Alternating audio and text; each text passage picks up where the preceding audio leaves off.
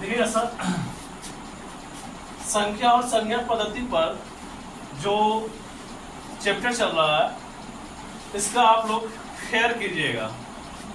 ये थ्योरी पढ़ा रहे हैं, इसके बाद आपका हर इसका जितना भी क्वेश्चन आंसर होगा हम टोटल क्वेश्चन आंसर का सॉल्यूशन देंगे आपसे।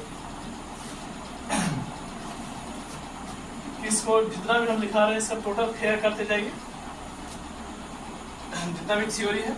और उस थ्योरी को जब मतलब हम यहाँ से वीडियो पूरा कर लीजिएगा, उसके बाद जब थ्योरी रहेगा तो थ्योरी पर मतलब घर में भी अपना स्टडी कर सकते हैं, इसलिए थ्योरी उतारना बहुत ज़रूरत है। और हम पार्ट 3 थ्योरी चल रहा है आज, तो आज चलते हैं, देखते हैं कि पूर्णांक संख्या का क्या होता है।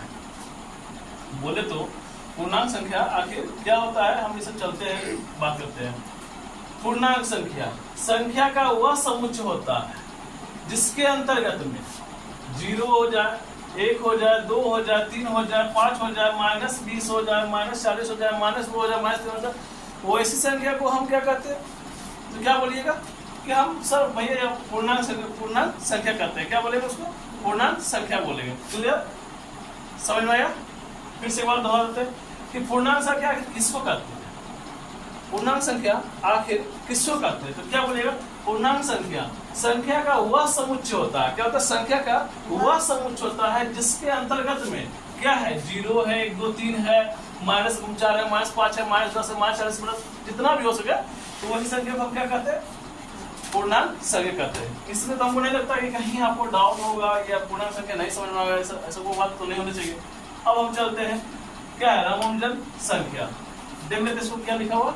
रामानुजन संख्या। आखिर रामानुजन संख्या होती है क्या? हाँ, यदि आपसे कोई पूछ दे कि रामानुजन संख्या है क्या, तो आप नहीं बता सकते हैं। मतलब कोई ऐसा सब बच्चा होता है जिसमें कमजोरी होती है, कमजोरी होती है, तो उस कारण से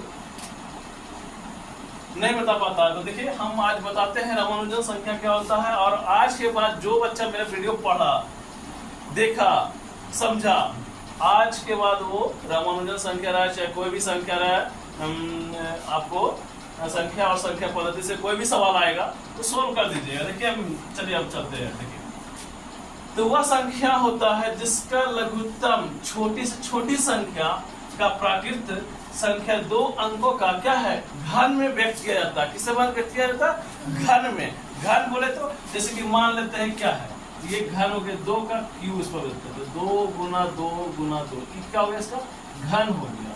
सॉरी, क्या हो गया? घन हो गया।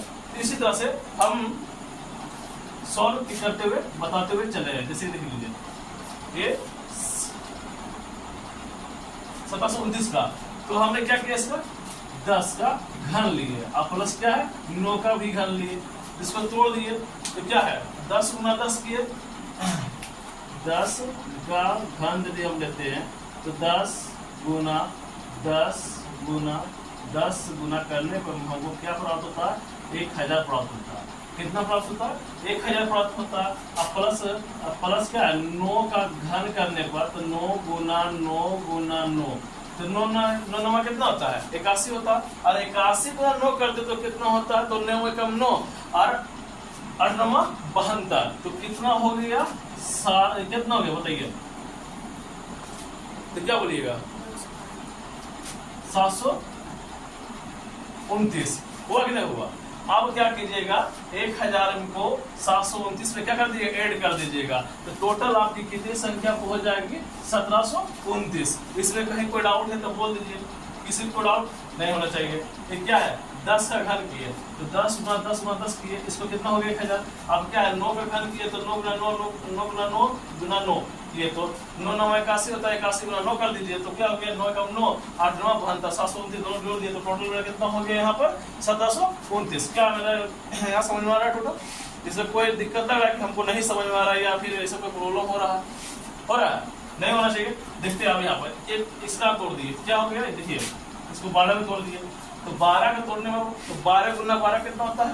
12 गुना यदि आपसे कोई कह दिया कि 12 का घन निकालो तो 12 गुना 12 गुना 12 तो टोटल कितना होता है 12 गुना 12 144, 144 को 12 से गुना कर दीजिए कितना हो जाएगा बताइए 1728 हो जाएगा। 1728 और एक का यदि हम घन निकालते हैं तो हमको पहले ही पता होना चाहिए कि 1 गुना 1 करने पर हमको क्या प्राप्त होता है 1 ही प्राप्त होता है। तो क्या हो जाएगा 28 और 1 29 हो जाएगा, हो जाएगा ना हो जाएगा। तो 1729 हमको लगता है कि आप लोगों को समझ आ गया होगा। चलिए अब चलते हैं परिमेय संख्या। परिमेय संख्या से क्या होता है देखिए परिमेय संख्या क्या होता है।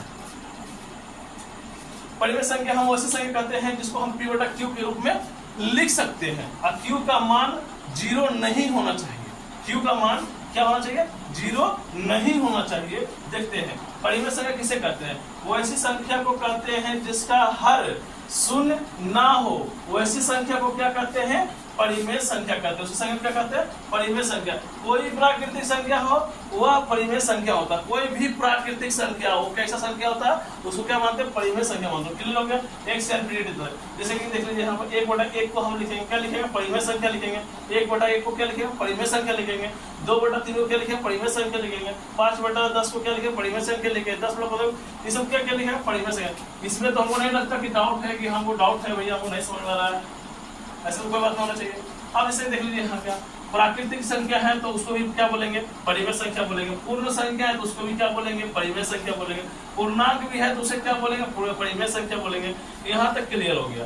अब चलते हैं अपरिमेय संख्या। अपरिमेय संख्या वैसी संख्या जो p बटा q के रूप में नहीं लिखे जाते हैं। किसके फॉर्म में नहीं लिखे जाते हैं तो p बटा q के रूप में नहीं लिखे जाते हैं, तो उसे हम क्या कहते हैं तो वो परिमेय संख्या कहते हैं। क्लियर। और परिमेय संख्या की क्या चीज है तो वो परिमेय संख्या वैसी संख्या जो p बटा q के रूप में नहीं लिखी जाती है या नहीं लिख सकते हैं उसे क्या कहते हैं परिमेय संख्या कहते हैं। जैसे क्या है देखिए p बटा q है तो p बटा q आने पर क्या है √2।